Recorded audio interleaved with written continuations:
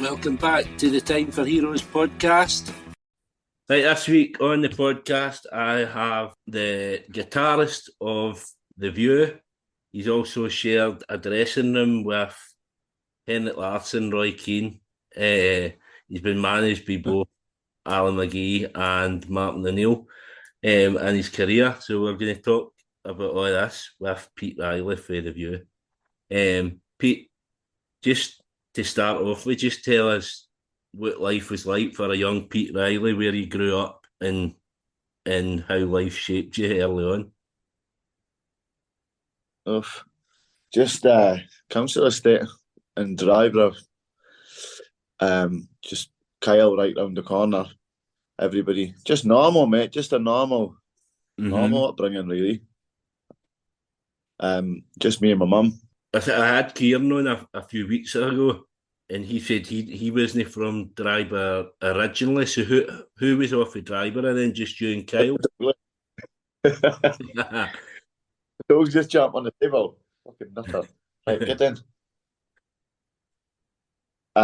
Yeah, he but his gran stayed there, so that's how we all knew each other from an early age. Right. Another thing I wanted to ask, obviously, like when you check out the band, it says all the early stuff. There was another drummer, Michael Annable. Is that correct? I've never really. No, that's a load of shit. That's bad journalism. Somebody printed that and it just stuck. I think it's a fictional character, him, mate.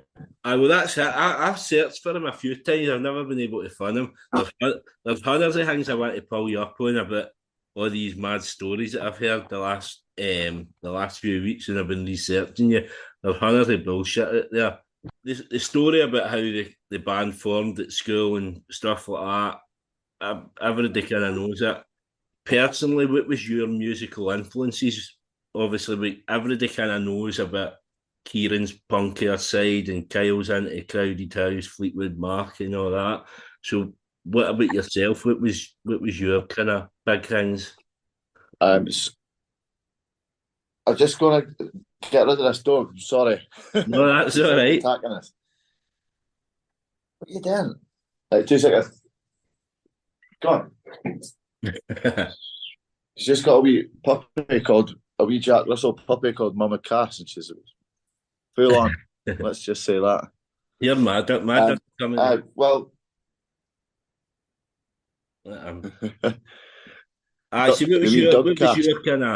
what was your kind of musical influences back then? Well, when I was younger than that, my mum used to hear the Red and Blue Beatles albums on tape. I used to listen to them all the time for a young age. So I was into the Beatles for the early age, and then because my mum was like into Beautiful South and that, so I was like took a wee bit of that as well. And then obviously as you grow up and start listening to Oasis and Ocean Colour Scene and all that, like Britpop stuff, and it just built for there really. And then we're getting into Fleetwood Mac, and there's a lot of similar influences, and then the Clash and that, but we didn't really differ for each other too far. Mm-hmm. And then when I met Phoebe, my girlfriend, she started getting us into Neil Young and Bob Dylan and stuff like that. So it's kind of just keeps growing. You can yourself. You just keep picking up bits every time. Like the older you get, you pick up more stuff. Mm-hmm. Did you realise early on then, like Kyle's talent and that it could go places? When did you realise that you could make a career at it?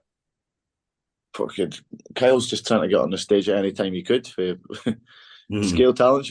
Primary school, he was doing backstreet boys. He was loving it. He's always been a singer. So he comes from a family of singers, so like it was a natural thing for him. And then obviously we got guitars when we both got guitars when we were 4. I was 14, he was 13 for Christmas. And then we started messing about with the guitars, and he was obviously a singer, so that was like you're the singer, I'll be the guitarist. And then Webby was playing guitar as well, and we were like, do you want to play the bass? And that was it. That was the start of us playing together, doing covers and doing T-Rex and Squeeze and all that gear. Mm-hmm. And then obviously Kieren wrote Streetlights. That was the sparks of the View, and that was the start of it, really. Right. It's really nice to hear you playing that last week at Tuts. I know I think he's again in Edinburgh as well. It's brilliant to hear songs like that again. It went down really well. I forgot how much how much a fan favourite it is, and maybe it's because we've not played it in a while. People were like into it, but I could see it creeping back into this set because everybody really enjoyed playing it. Yeah, going back a bit to the Dundee music in general, because all sorts of bands kind of came from yourselves, like came off the back of you. So We always Law and Love Anna on tour with uh-huh. And we would just go around the UK like causing riots. End up staying in the travel lodges, and I'm sure like one tour the Law were camped outside the travel lodge, motorway travel lodges. Right. So we had a couple of big parties, and then they had tents outside. We ended up in the tents more than the rooms. That was back when you were young and stupid, though. just Alden stupid. So I mean, obviously, as you mentioned, the Law and Luvana. There's hundreds more though, like the Twist, the Brogues. I seen the Brogues supporting you in Edinburgh. That was a really good one. I took my missus to that. My missus drove us into Edinburgh, and we were driving about looking for a parking space. And my missus says, "That looks like Kyle."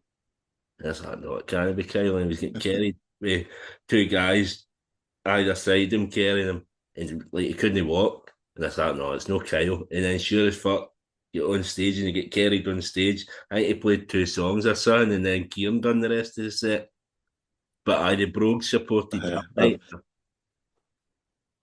But I'm trying to blank them gigs out.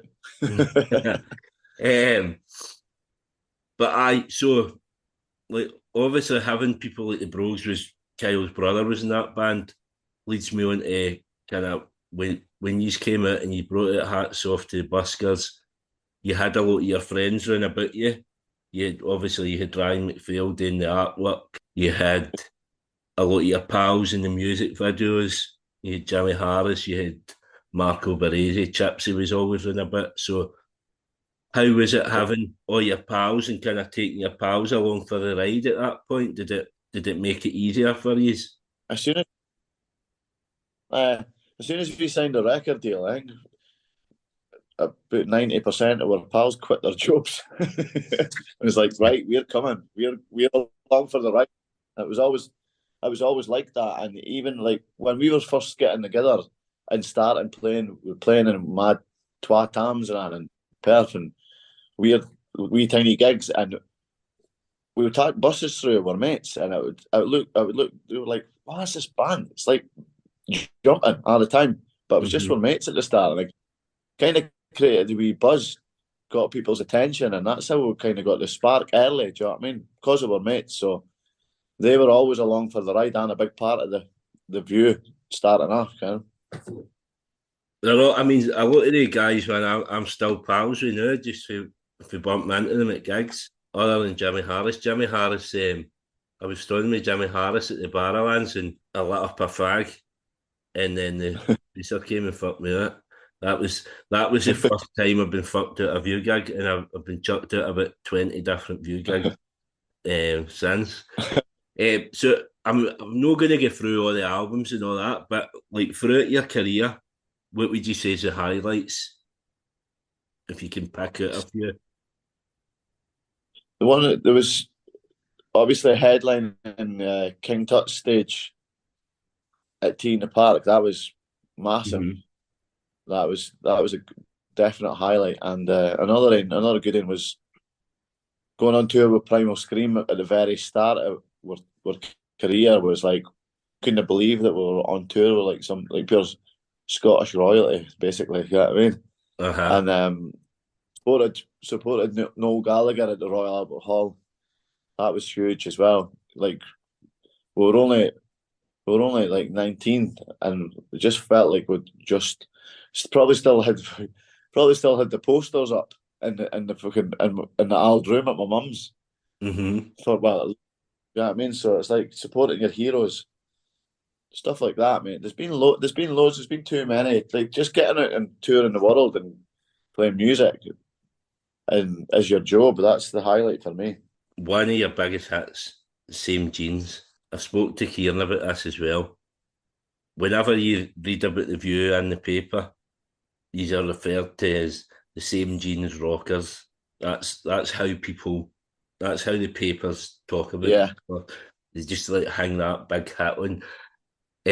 How do you feel personally about that song? Do you feel it's like a something hanging on your neck, or are you quite happy to embrace it? No, I'm happy with it. You kind of start turning your back on your biggest hits that made you what you are. I mean, obviously, like it's a perfect pop tune, like, and it sounds like a young band because that's what we were. And obviously, like we've matured a bit, and everybody's better on their instruments and that. But you kind of turn your back on your big hits. That's just like that's your bread and butter, isn't it? So I'm no got a problem with any of the tunes. Right. Just I mean, I love Wasted Little DJs, which obviously ran about the same time for the same album, and Yeah. sometimes when I read that, I'm like, why do you never mention that song? Because that's fucking, honestly, that's banging. That's what got me into yous. And it's Journalists just pigeonhole you with your biggest hit, don't they? They do it to everybody. Like they did it with the Rolling Stones. So Satisfaction Band. Do you know what I mean? It's just that's what journalists do. You're in Echo And The Bunnymen now for the band to do hiatus, and you started touring with Echo And The Bunnymen. So yeah, the question kind of regards it's kind of similar to probably your situation. Rennie's been about the band for right for the start, basically. yeah. But he's never been an official member of the band. What Yeah. what what's the reason behind that? And is that like, do you see any Well, similarity he isn't. yourself? No, because I'm just a session musician in the Bunnymen. Rennie's been my best pal for years. It's just he is in the band. It's just no. But they pictures and that. He's in the boys, isn't he? He's in. We started that, and he came on the second record. So there's no difference in me, except for if you want to call it official or non-official, whatever. He's in the band, and he's. Do you know what I mean? Right, that's cool. That's you saying it then. That's him in the band. You'll need to get him to start doing interviews then as well. No, he's in the he takes he doesn't do the interviews or that, but he does wee pictures and that. Rennie's the glue in the band that keeps everybody together. He's a good banter, and he's just a good guy to hear about, good energy. That's another question that I was going to come to as well. Like obviously, so you saying that Rennie's the glue of the band. What do you see as your role in the band, and has it changed for the start as to what it is now? Well, yeah, but obviously apart from the obvious, like being the guitarist and that, but we're I'm just adding a bit more writing and trying to do a bit more singing and that. That's the only thing really changed over the years, but my role in the band is still as it was back in the day. Do you think? Like I've had other people in the podcast. I've had Matt Hickman, Brown Bear. I've had him on the podcast before, and he said about you as you're kind of like the father figure of the band. You don't take any shit. Nobody would mess with you, and you kind of command respect. Well, I don't know. I'm the eldest, so maybe that's how. Here's the dog on the table again. He gives us loads of shit. The dog. Nah, I don't see it like that. It's just that anybody you respect. Everybody should respect each other. Like, do you know what I mean? It's no, I don't no command or anything. It's just we're our best pals. You got to respect each other, Ben. Mm-hmm. So you mentioned obviously like you're doing a bit more writing. You're gonna maybe try to sing a bit more. Yeah, Someday, Dick Whitten, he messaged in and said, going further down the line, would you think about doing any solo stuff? I would maybe do a side project, maybe, but I would. I'm not sure about fronting it. I'd be terrified. But you never know. Never say never. It would be good to do something that's a completely different to the view. I've been flirting with it, like doing like a dancey or indie kind of thing, but listen, it's not nothing serious. Got loads of Right. tunes. I'm going to concentrate on getting AMA ideas and everything sorted, AMA demos done, and then see what I am after that. To be honest with you, if I join any more bands, my bird's going to kill us. So Well, I mean, as I mentioned earlier about all the shit that you found online, all the nonsense, that was another thing I found last week. Apparently, you released some space rock music. I think it's called. that's the he's been somebody's been fucking with the Wikipedia, I think, mate. That's Interventions or I've seen something. that. I haven't only had a listen But to on be fair, Spotify, but it's fucking howling. I thought there's no way you would put your name to that. to be fair, why not? Let's do a space rock album. Fuck it. Far Eh, out, man. so obviously, I mentioned that I spoke to Kieren a few weeks back, and I'd says to him at the time, I've been listening to the album. I've been lucky enough to have the album about 2 or 3 months early, so I've been listening to it. And my favourite song on the album was "Allergic to Mornings," which Kieran informed me that, That's that you wrote. So you wrote "Allergic to Mornings." How was it then writing that song? How did it come about, and what's kind of the inspiration behind it? um. Well, first got the title. God damn, man. I got the title for my mum's got my mum's got this picture up in her house, and it says allergic to mornings on it. So I was like, oh, that's cool, that title. So kind of used that, and it was like allergic to mornings. I was like, took the verses, and then the verses are about like dealing dealing with your problems and getting on with it, and it's like you got to keep going. Do you know what I mean? Mhm. Whatever you're going through, like, so it's like kind of if you're any mental health problems or whatever, just try and there's always light at the end of the tunnel. And it's just basically saying like if you're allergic to mornings, get up in the afternoon when you feel good. You know what I mean? But Yeah, no metaphorically, but you know what I mean? it helps me, but I don't know if it struck a chord with me because I work night shift. Um, Yeah. so it's a perfect song for me. But I So it's not actually about like it's not about getting up at the like that time or anything. It's about like just saying like whatever works for you. mhm. You know what I mean? It's like if you're going through it or whatever, it's like there's always something that's going to work for you. So it's like you don't need to. Everybody gets up in the morning. Does their 9 to 5. Just you do you and get through it. Do you know what I mean? That's kind of the message behind it. Mhm. So what's the plans like going forward? Obviously, we've got you got a tour coming up, kind of November, December time. Yeah, I'd imagine then into next year you'll be looking at festivals and stuff like that. What will be yeah. what do you reckon after that? Would you be looking at a new album, or is Kyle going to do some solo stuff? I mean, we're talking about another album, but we obviously there's a lot more on the table now. We need to like this. It's not just like we're young and we just at a drop of hat go everywhere. Like Kieran's got Web on the go. Kyle's got a musical, a songwriting camp, a Three Mhm. Bairns. I've got the Bunnymen. But I definitely think there will be another album. But it's just we'll just need to wait and see. To be honest with you, I would like to go personally. I would like to go in straight off the back and do another one straight away. But we Yeah. just obviously need to wait.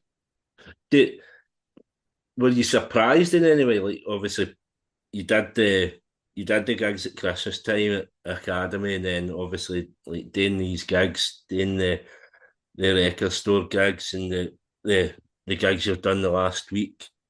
Looking at you on stage, Yeah. I think at times you were surprised at the reaction the new songs got. I don't know if you were worried about how they were going to go down. And once you see how well people have taken to them, it must give you that buzz to go out and record more. I can't wait to go on this tour and play some gigs and like play the new tunes. And like you say, is out and that's these little outdoor gigs we've been doing, the stripped back stuff. You could if you were a just come to see us for the first time that night, you wouldn't be able to tell the difference. But what was a new song and what was an old song, the reaction was incredible. Like so, and it's testament to the album. Do you know what I mean? People are obviously into it. Do you know what I mean? Mm-hmm. Because do you think then that'll you'll mix up the set list a bit more, like the last maybe? Well, that's the thing. It's getting harder. That's the thing, though. It's getting harder and harder to make a set list because you've got 6 albums. Mm-hmm. But so you're obviously not going to please everybody, but there will be 2 or 3 new ones in there, and we're going to learn. We're going to do a bit of the album and see what works and try and mix it up. So and on different nights we can maybe do different new ones and maybe dig out a few Aldens that we've not played for a while. Rennie was on about doing Temptation Dice. That might be funny. We've not played that for years. Yeah, yeah. This is the thing, though. People dig these songs. You don't realise how much they mean to people. Like a song on an album, maybe it's not been a single or whatever, but it can mean something to somebody. It can be the greatest song in the world to somebody. So, aye. To be honest, I would love to do, but I'm not sure if the rest of the boys would be up for it. But my ideal thing would be do 6 nights at the Barras and play every album. Yeah, I heard you were talking about that with Compson on Wednesday night. I seen it, and I thought, aye, that would be ideal. Obviously, you done. I came to see you when you've done the 6 nights at King Tut's. Yeah. Aye, something like that. That would be brilliant. An album a night at the Barrowlands. I think that would be fucking mental. Imagine getting a ticket for every gig of that, man. That would be. You'd be. I'm not sure if the rope box night would sell it though. What about that then? Like, what would you say was your favourite album to record? We'll just go there.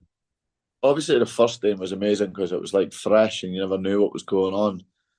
Then Which Bitch was too mental. There was too much of everything going on. Mm-hmm. We were just mad with it for the whole session. It was great recording it. Paolo came and that. There was like a beautiful place we recorded in Wales and that, but that was too much. It's too much excess on that. And the third day was a bit. It was a great album, but it was a bit boring. It was like just in a wee room in London, tiny wee box studio, just trying to look for the next opportunity to get to the boozer, to get out of this wee box. But it was a great album. And then the fourth one was in Liverpool with Crossy. That was great and really enjoyed that. Kyle never really enjoyed that experience because of the kind of what was going on there, but it wasn't his favourite. And then Roadblock was good experience recording with Albert Hammond, but obviously the album wasn't that strong and it was a bit rushed. But this end was what I experienced. The new end, recording in Granada in the sunshine in the mountains. Probably one of my favourites, definitely up there. Right. So obviously that was with Youth who'd done Bread and Circuses as well. Yeah. The Echo and the Bunnymen, Youth's got a connection to Echo and the Bunnymen. So was it Youth that kind of introduced you? He done one of their albums, didn't he? Did he do what one was it? Evergreen or no? Wait, Siberia or something. Wait a minute. No, what I mean. Maybe Siberia. I need to check the quotas on that, but he definitely recorded it on Mac.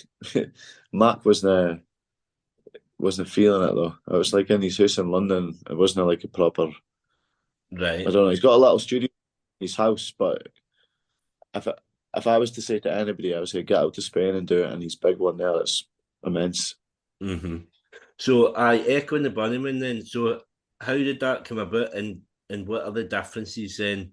And how hard is it? Obviously, you've been playing these gigs this week. You played on Wednesday night with a view, and then back at Yeah. rehearsals with Echo and the Bunnymen. So what's the difference with the two bands and how they work and stuff like that?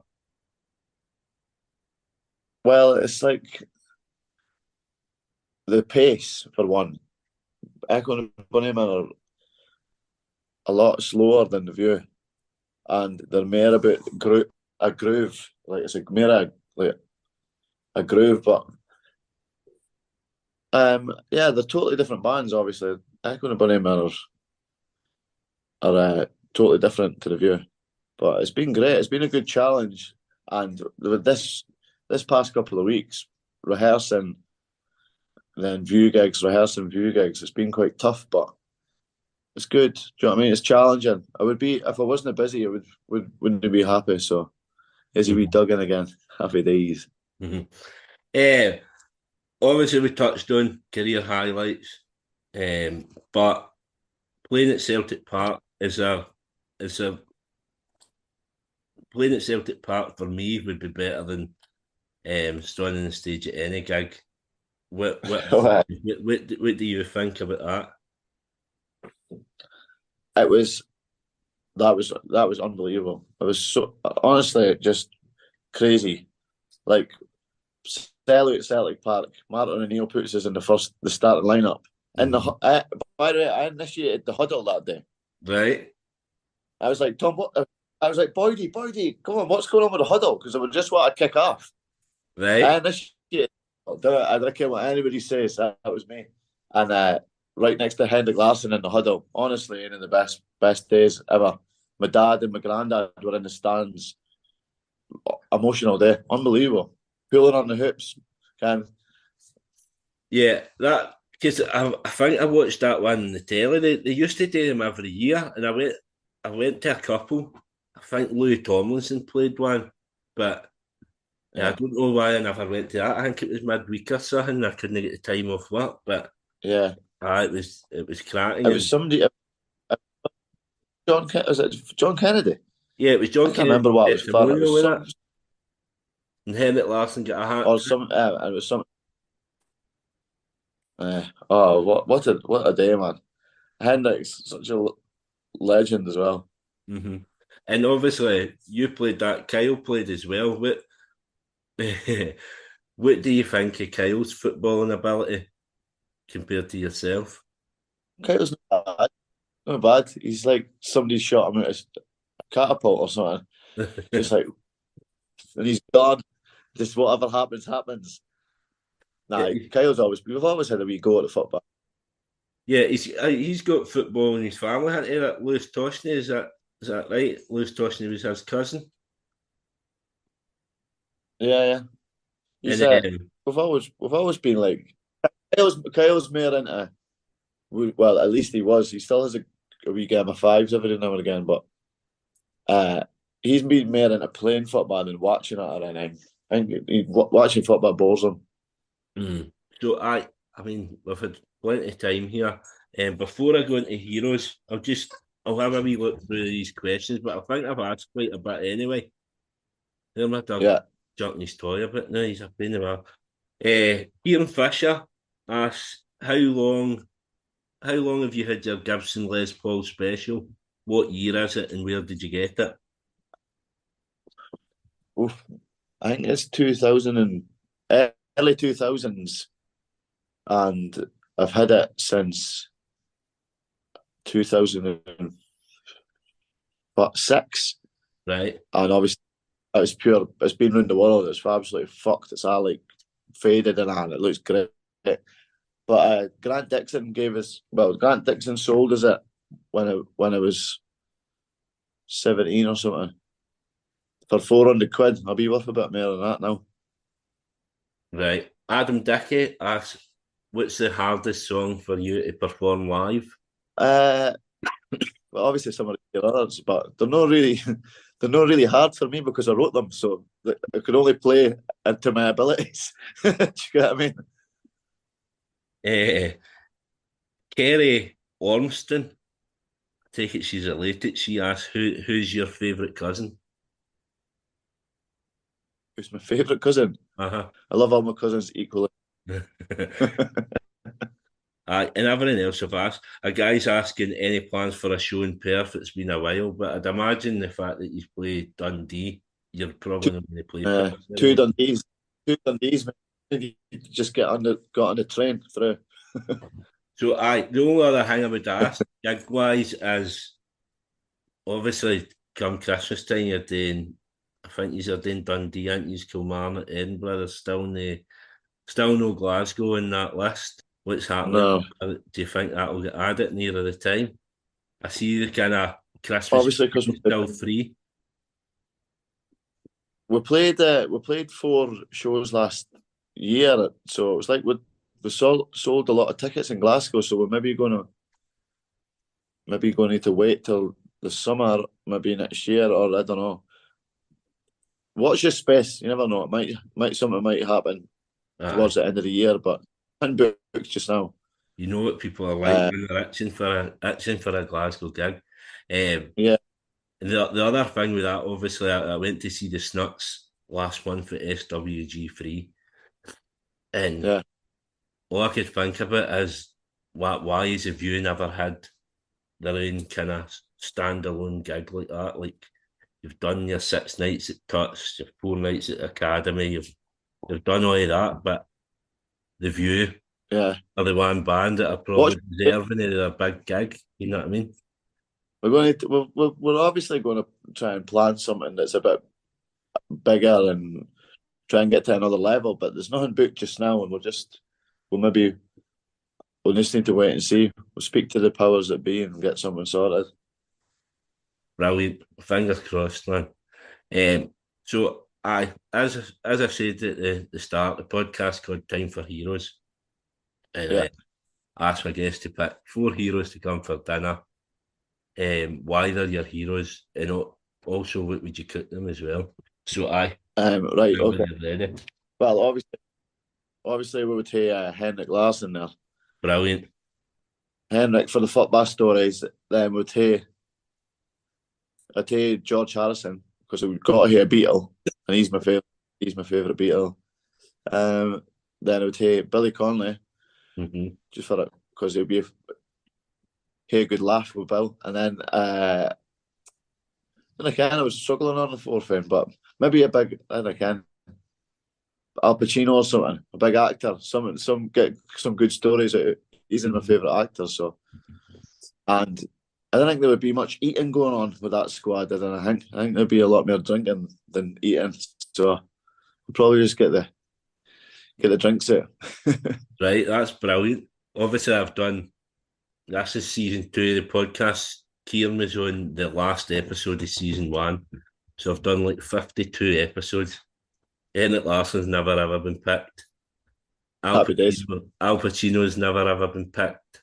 So what I do as well is I do like a league table. So this is the start of season 2. So hopefully we'll get more people picking Henrik Larsson or any other Celtic. Hopefully, mate. But absolute pleasure having you on. I know you need to get away. You get me the rehearsal. Echo And The Bunnymen. So pleasure having you on. Sorry. I'm going to rehearsals right now. What a day!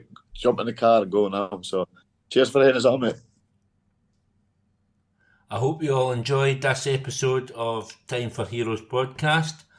If you would like to get in touch, the best way is on the Facebook page, Time for Heroes Podcast, or on Instagram at Time for Heroes Podcast, or Twitter at Time for Heroes P1, or drop me an email at timeforheroespod@gmail.com. You'll find Time for Heroes on all podcast platforms, including Spotify, Apple, Google, and Amazon. Please leave a review where you can, share with others, and more importantly, enjoy.